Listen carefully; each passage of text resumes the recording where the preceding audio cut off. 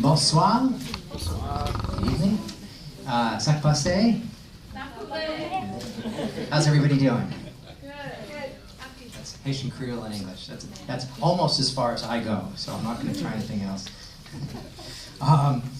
But on behalf of the Vassar Haiti Project, welcome. We're really excited to have you here. We're really excited to have this panel tonight. This came out of a desire from a lot of people to kind of understand Haiti, understand this moment in Haiti, understand Haiti's history, to try to put all of this in context. Some of us would normally have taken a trip to Haiti this March break. We didn't do that for the first time since 2011. So. And so it's partly out of that we kind of thought, okay, what are we going to do? What can we do? What can we do to kind of move our education further? And so we're really happy we're joined by three esteemed panelists who are all of Haitian descent. And the event is going to be moderated. Actually, Professor Ismail Rashid from Vassar has a dual role. He's a panelist and a moderator. So everyone needs to be very kind to So we're here to the thanks of many, obviously, Vassar Haiti Project volunteers.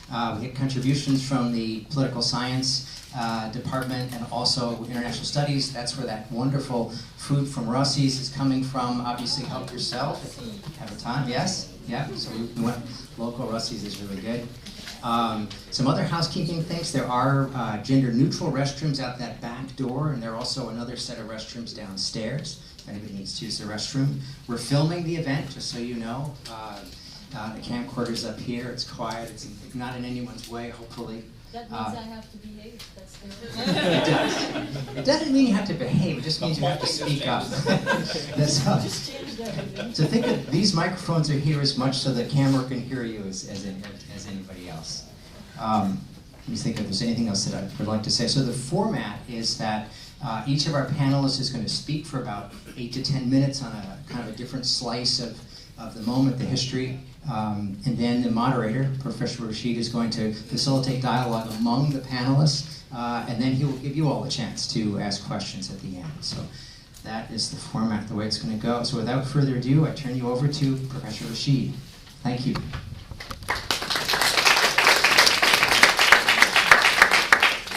Thank you very much, Mr. Rubin, or Andrew, as we know. Ismail Rashid is all right. Welcome to all of you. This is Friday at 6, and we have this audience here. We have students in this audience who are really dedicated, not only to VHP, but are also very much concerned about the situation in Haiti at this point in time. So I am thankful, and I'm sure all of the panelists are thankful for your presence here this evening. As Andrew sort of pointed out, I am going to take about 8 to 10 minutes very quickly and very briefly. I have put myself on a timer to be good.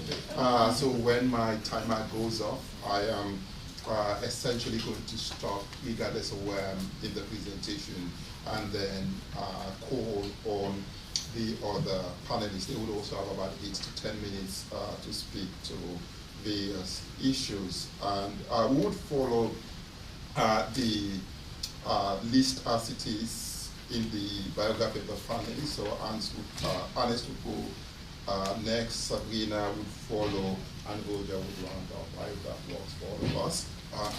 So let me start by saying, and I'm very, very careful, paying homage, listening to one of the foremost anthropologists, historian, literature of Asian scholarship, Michel Tweo, who said that there are many histories of Haiti which could be told from different points of view. So we have to be careful when we're thinking about Haiti, not to think that there is a definitive history of the country. The title of his work points out to really the contentious nature of Asian history, not only from an internal versus an external point of view, but as he also underlines, from even an internal point of view. He says if you put a group of Asians in the room, you are going to have a debate over nearly every facet of Asian history.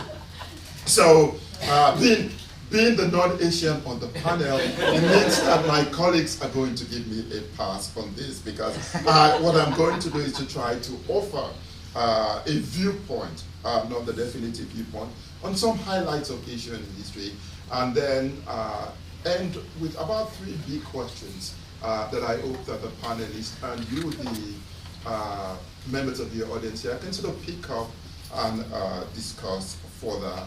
The panelists is by no means bound by those questions, but I thought they were very interesting questions to throw out for us to think about and to connect the past with the present. So the island of Haiti, Hispaniola, San Dominique, Haiti.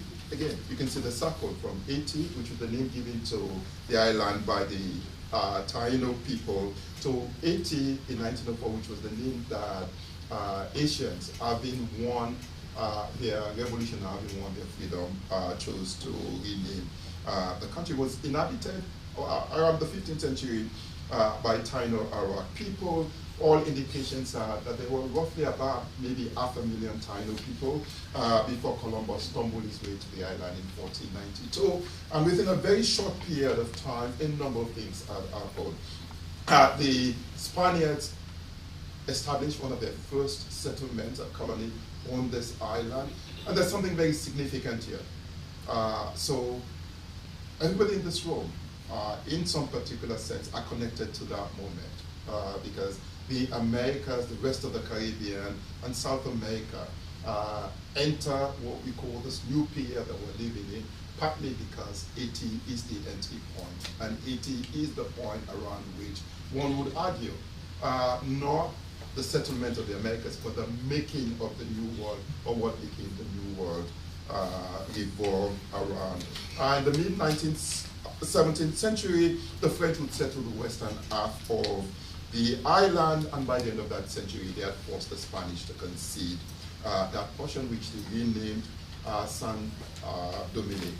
The Spanish named theirs Saint Dominique, became Dominican Republic. Once the French took over the island, within 100 years, they would transform the island into the largest plantation complex in the world. I underline again, the largest plantation complex in the world. Because by the end of the century, there would exist in the western portion of that island over 900 plantations growing predominantly coffee and sugar. So this is very familiar to you, not so? Yeah. Because what do most students here consume? Coffee and sugar.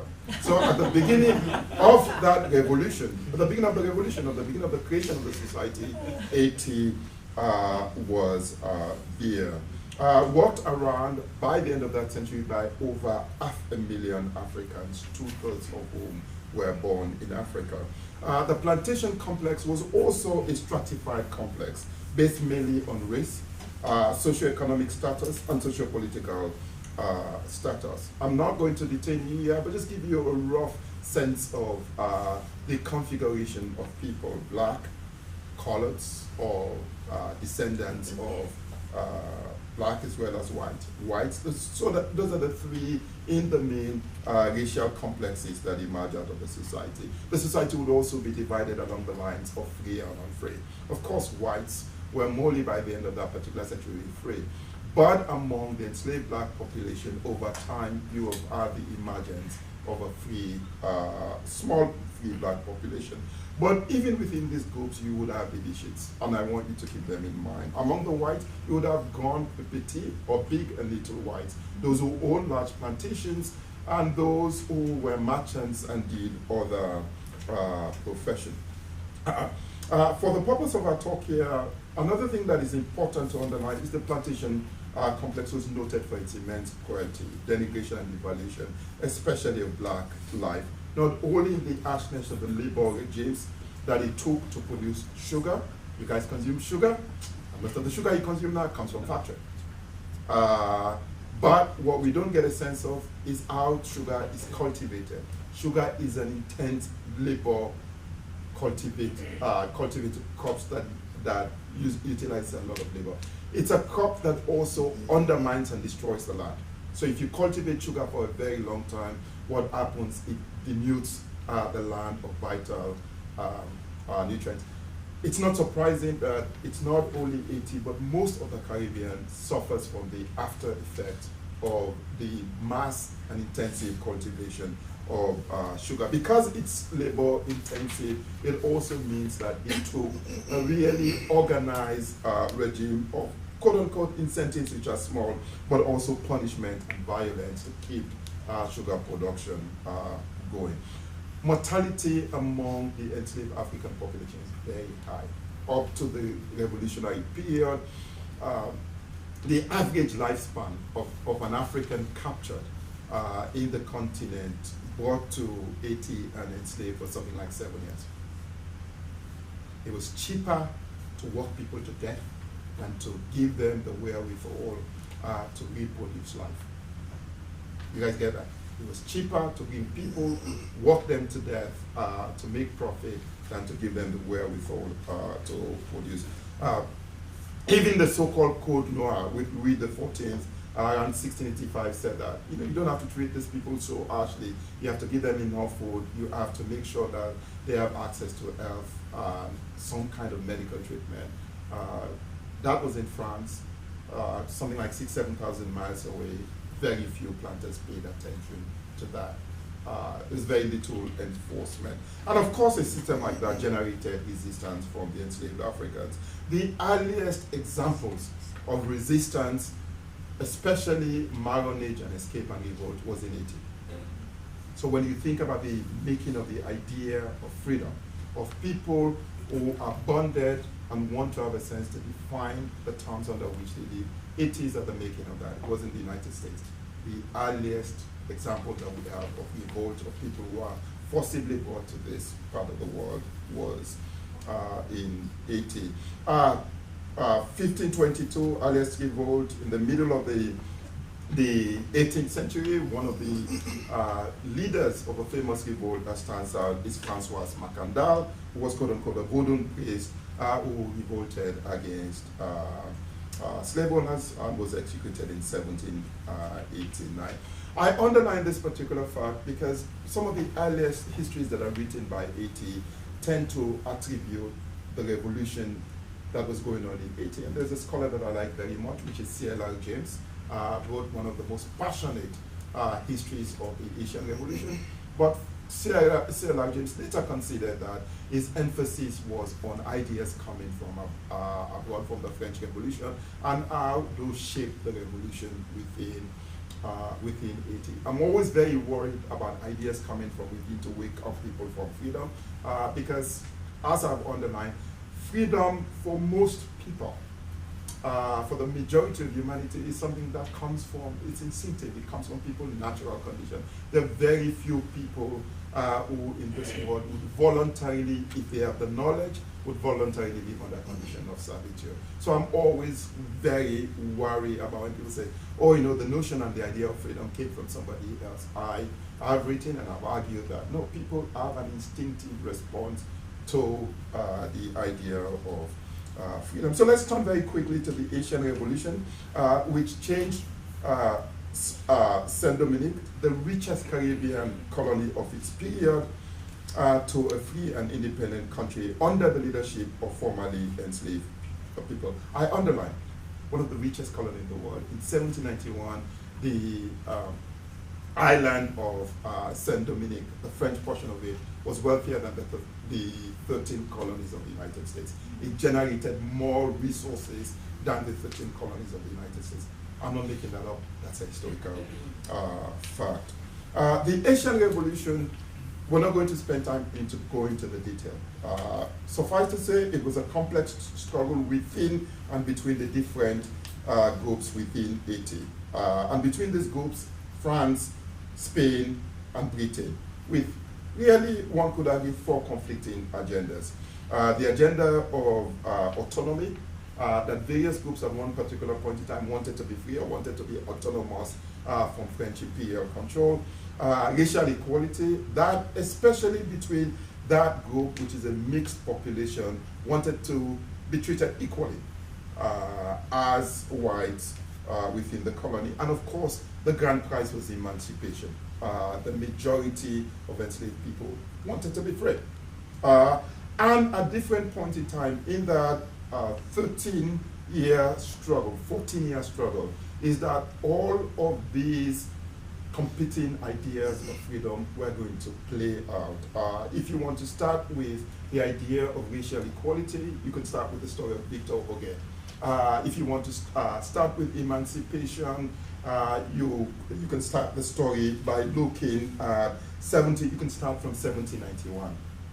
That famous Vodun ceremony that was overseen by Dr. Bookman and I think it was Celestine, that really awoke in and said this was an auspicious moment for us to rise. And for me, what is significant about that is not ideas coming from outside. Is the enslaved people sensing the moment, sensing that the moment is auspicious. France is in disarray, France is in crisis. On the island, the Grand Blanc, the Petit Blanc, the gens de color, people of color, are also in crisis. This is perhaps the moment. And they seized that particular moment to start an uprising, which, as I said, was complex, because the heroes of the Haitian Revolution that are part of what we know externally, and also Haiti celebrates internally, were part of a shifting alliance and politics that was going on. It would take around between 1802 when Napoleon attempted to reimpose enslavement again, to 1804 when really Dessalines was pushed by the masses to complete the revolution in all of those three senses that I've said. A revolution that gave autonomy and independence to Haiti, a revolution that created equality. Everybody in Haiti, according to successive Haitian constitution, became free and not liable to enslavement. And interestingly, in the 1804 constitution, all became black because black became synonymous with freedom. So even Polish, whites who remained, became black under that particular constitution. So to be black was not simply a matter of phenotype. It was a matter of a worldview, of understanding that this was an island that stood for and meant certain things. So what are the key significance and lessons that we pull from the Haitian Revolution? And I'm going to go through those very quickly. So Haiti is the world's first example where a slave society and complex was completely destroyed. There is no example in history that I know in written history. The closest that a society has come to undermining slavery was in the 1st century BC when Spartacus and Thracian led the revolt against the Roman Empire. In the end, the Roman Empire won. This is the only thing that was close to that. And again, I want to underline, when you put this in line with what happened in the United States, it was the leading men in society in the United States who were wealthy who led a revolution against the British. Wasn't the enslaved in the society. For the United States, that would come about 60 years later with the American Civil War. You have to think of a society where the majority of people were, quote unquote, not well versed, not well educated, and were not expected to do what Michel Tuelo calls the unthinkable. All indications, as he said in his book, 1791, the enslaved people here are tranquil and they're happy. Well, there's no sign of revolt here. Well, whoever wrote that, wherever that person is, would be turning about how you spectacularly misjudge the will of enslaved people at that time. It was a formidable achievement also because it occurred not when slavery as a system was declining. It occurred at the height of enslavement. Slavery, Atlantic slavery, was at its peak when the Haitian Revolution took place and when it was an accepted institution in all of Europe and the Americas. The tide against slavery would only begin to turn approximately in the 1830s when Britain, the Danes, and even the French eventually decided that the institution was passé. The cost of the achievement was incredibly high. 500,000 people, nearly half of those people among the enslaved Africans were killed. Okay, it was a very brutal war in terms of how the different sides fought the war. Atrocities were committed by nearly all of the groups involved. Some of it just in memory. I mean, some of the generals who fought the war will tell you that this is in the memory of some of the havoc that the white planters heaped on us. With the French and the British, I mean, the British basically dammed up the harbor in Port-au-Prince when they occupied the harbor with black bodies that they killed. So the cost in life was tremendous. The economic cost was tremendous because it wiped out the wealth of the island, which was roughly about 1/10 of the GDP of France at that particular point in time. So the fact that France continued to fight and deny recognition to Haiti until Haiti paid essentially what they felt was compensation for that lost property, that was a lot that an island and people in that condition had to contend with. It would, again, of all of the struggles for freedom in the Americas, one could argue it was the most comprehensive. It was the most comprehensive in the sense that it completely changed the system. Completely changed the system. Not like the American Revolution, not like some of the wars of independence in Latin America, because those wars of independence did not, in some cases, fundamentally change the social categories of society. In Haiti, the category of unfree or enslaved disappeared, one could argue, almost forever from the vocabulary of the struggle. But also the cost of that particular freedom, the cost of Haiti winning in 1804 was also going to have contradictory effects. And I'll just name a couple of contradictory effects. The very fact that people who were not deemed as capable, who were not deemed as being able to free themselves in a world surrounded by enslavement meant that in some cases, enslavement deepened and expanded in other places. Cuba would not have become the sugar powerhouse that it became if Haiti had not destroyed the plantation complex. Second, historians have argued that in the United States, it also changed the way in which enslavement was organized, both for good and for bad. But for Haiti, it was also paradoxical, because what it meant was that for most of the 19th century, Haiti was going to struggle as a free country, predominantly populated by black people, to find its way in a world where racism was expanding and deepening, where having Haiti as really the country where you had black leadership on the table internationally was almost sort of impossible. And the country was going to struggle against all of that. And I'm going to end up with three big questions that I want you to connect to those moments that I have said. Once the revolution was won, and once Dessalines stood in 1804 and said that we are now a free, independent, and autonomous country, Haiti was left with a series of challenges that I think continues to the present. So it had three, from my point of view, it had a number of questions, but I'll just tease out maybe three big questions. First, how were the Haitians going to protect their freedom and get international recognition, as I said, in a world that was hostile to the idea and reality of a free black nation in the Western Hemisphere, and a world that was still deeply addicted to enslaved black labor and the commodities that it produced? So that's the first question. The country had to struggle. How would it protect its freedom? The countries, France, Britain, never ceased knocking at the door of Haiti to basically impose or control Haiti again. And the Americans were going to be part of that. The Americans, in fact, occupied Haiti, as you guys would know, for well over, is it 20 or 40 years? The second, 20 years, 19 years.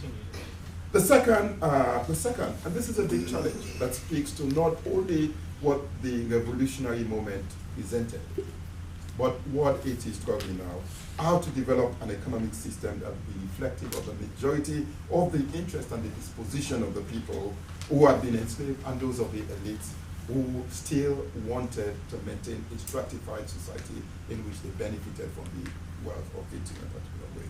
The third, and this is a big challenge. So the people who were part of leading the revolution, the early revolutionary leaders, were people who came into leadership in a world where the majority of Africans had come from societies and from states in which that particular model was not a model that was easily transmutable to the Caribbean. They would also have to wrestle with a model. When you look at the quote-unquote mother country, France, which was also struggling to find its own model. France went between republicanism, democracy, and monarchy. How do you construct, from the point of view of Haitians, who are also trying to line a gap with their society, a political system that is stable, but that's also responsive to the majority of Haitians in the society? I promised 8 to 10 minutes. I probably have gone above that. But let me stop at this point and turn over to Ernest. Ernest.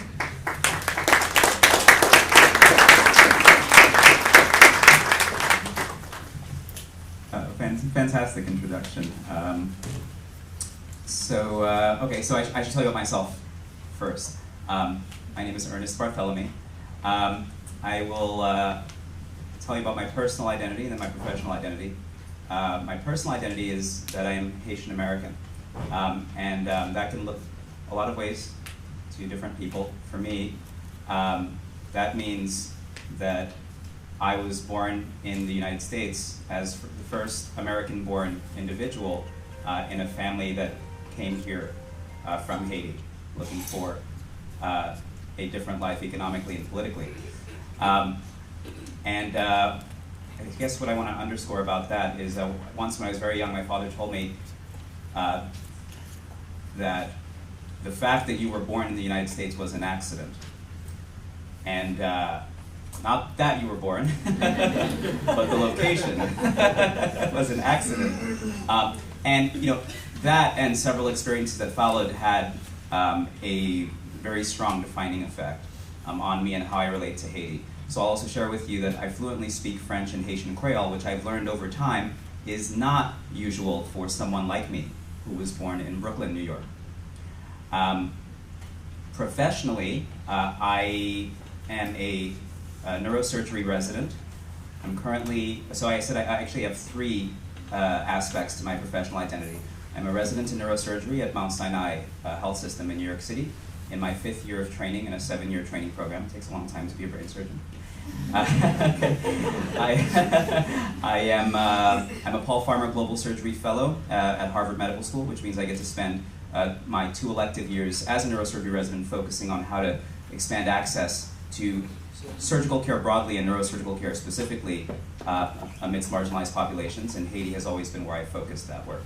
And the third piece is that I'm also a student in the Master in Public Health program at Harvard in global health, and that's also informing the work I do in global surgery. So it's limited time. There's, I think, so many things that could be said. I think Professor Rashid, Ismail, covered a lot. I guess to try to bridge that to where we are now. A couple of things I would say is I don't remember hearing Toussaint Louverture's name, and this is you know, so the way you would associate George Washington, American Revolution, Haitian Revolution, Toussaint Louverture. So this is very important, and he you know, why Dessalines, who he did mention, had to finish the job is because Toussaint Louverture was tricked into capture by the French and died in a French jail in the Alsace region. Toussaint Louverture is an interesting character because, among other things, he is celebrated today in Benin, because in Benin, they actually have a national holiday and a monument celebrating him as a global champion for freedom and independence. Because for them, in Benin, he is the first son of the king of Arada in Benin. And you know, and I say that to sort of add further context to the relationship between Haiti and Africa, and one of my advocacy stances, which is around Haiti's current, still non-membership in the African Union. Okay, so I'll put that aside. The other thing I'll offer is relevant to